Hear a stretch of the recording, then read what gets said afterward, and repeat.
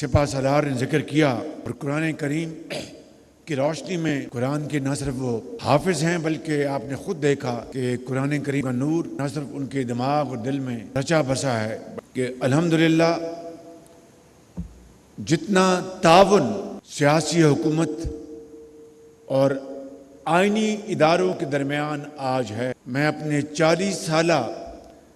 سیاسی کیریئر کی روشنی میں یہ بات کہہ سکتا ہوں بڑے اعتماد کے ساتھ کہ شاید اتنا تعاون پہلے کبھی میں نے اپنے سیاسی کیریئر میں اس کا مشاہدہ پہلے نہیں کیا تھا۔ اور میں تو ویسے بھی علماء کرام کی جوتیوں میں بیٹھنے والا ایک ادنا انسان ہوں۔ آپ یہاں پر تشریف فرما ہیں، قرآن کریم کہ آپ یہاں پر عبور حاصل ہے،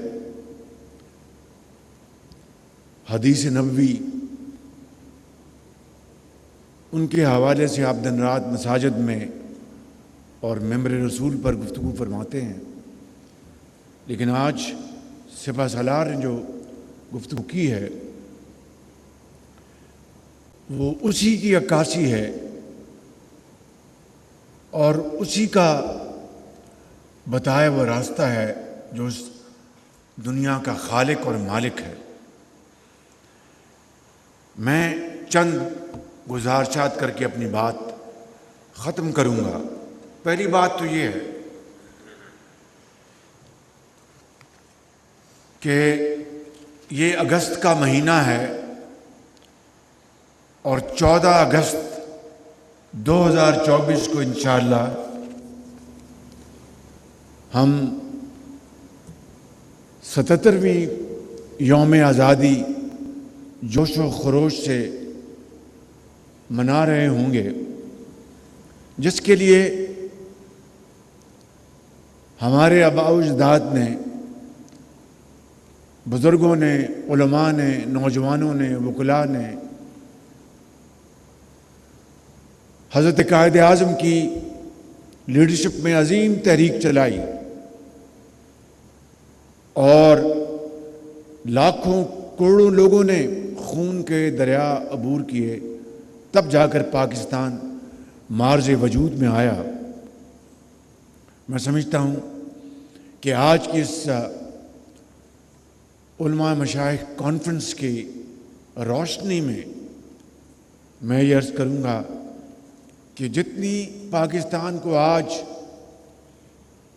قومی یکجہتی، اتفاق اور اتحاد کی ضرورت ہے، شاید وہ پہلے کبھی نہیں تھی۔ اور میں یہ بات بلا خوف تردید کرنا چاہتا ہوں کہ الحمدللہ جتنا تعاون سیاسی حکومت اور آئینی اداروں کے درمیان آج ہے، میں اپنے 40 سالہ سیاسی کیریئر کی روشنی میں یہ بات کہہ سکتا ہوں بڑے اعتماد کے ساتھ کہ شاید اتنا تعاون پہلے کبھی میں نے اپنے اس سیاسی کیریئر میں اس کا مشاہدہ پہلے نہیں کیا تھا۔ ہوں گے پہلے بھی اس کے ایسے ادوار، لیکن اس دور میں جو میں نے دیکھا ہے کہ سپہ سالار پاکستان کے بہترین مفاد میں، سیاسی حکومت پاکستان کے بہترین مفاد میں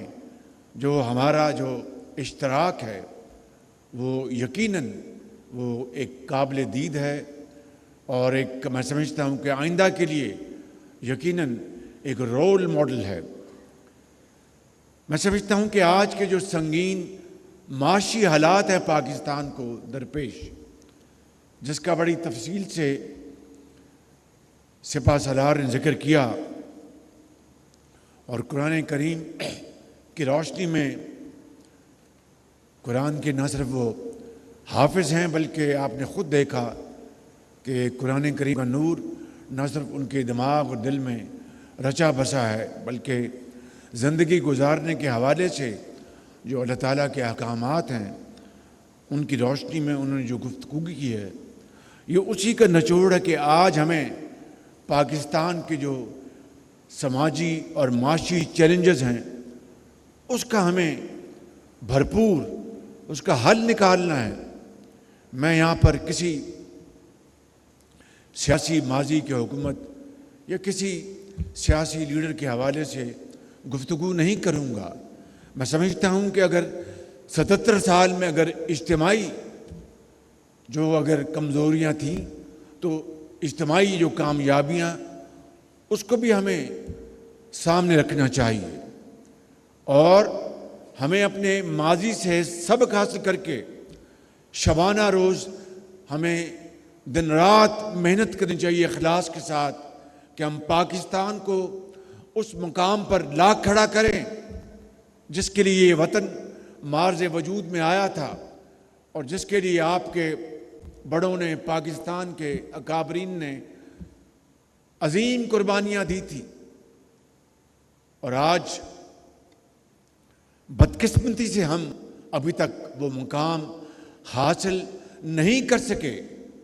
جو ہمیں حاصل کرنا چاہیے تھا، لیکن انگریزی میں کہتے ہیں کہ it is never too late, جو ہو گیا ہو گیا۔ آج بھی اگر ہم کمر کس لیں اور قرآن کریم کے احکامات کے تابع زندگی بسر کرنے کا ایک ارادہ کر لیں یقین محکم کے ساتھ، تو میں سمجھتا ہوں کہ انشاءاللہ ہم پاکستان کو اقوام عالم میں ایک عظیم مقام مل کر دلوا سکتے ہیں، مگر یہ تبھی ہوگا کہ اس ملک کے اندر جس طرح فتنۃ الخوارج کی بات کی، اور خوارج کے بارے میں علماء کرام مشائخ اعظام سے بہتر کون جانتا ہے کہ خوارج نے اسلامی تاریخ میں کیا تباہ کن کردار ادا کیا تھا۔ میں سمجھتا ہوں کہ اسلامی تاریخ سے ہمیں سبق حاصل کرنا ہے،